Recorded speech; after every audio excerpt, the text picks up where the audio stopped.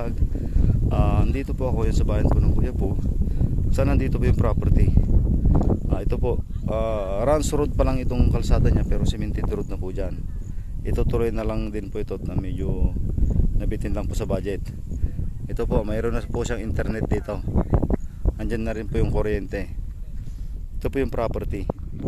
Totok, corner lot po siya. Ito po yung barangay road. At ito po, barangay road din po yan. Ito po yung area. Patag na patag po siya. 1.6 hectare.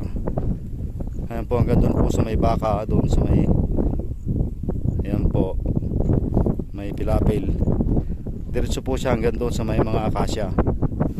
Ayan po, diretso po hanggang doon. Ayan po, corner lot po, barangay road din po yan. Nandun po yan. Ito po yung barangay road.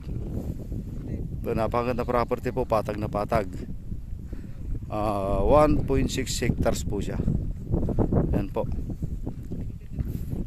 Yan sa part po na yan, andyan na rin po yung cemented road. Ito na lang po itutuloy. Ongoing na rin po siya. Ito po. Itong property po is 15 minutes to town hall ng kuya po, 15 minutes to town ng Anao, 20 minutes po town ng Mongkada, at 20 minutes din po town ng San Manuel. Ito po yung property.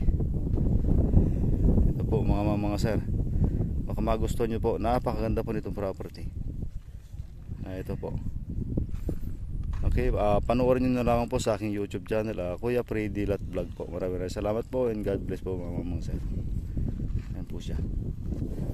Tutok na tutok po sa barangay road.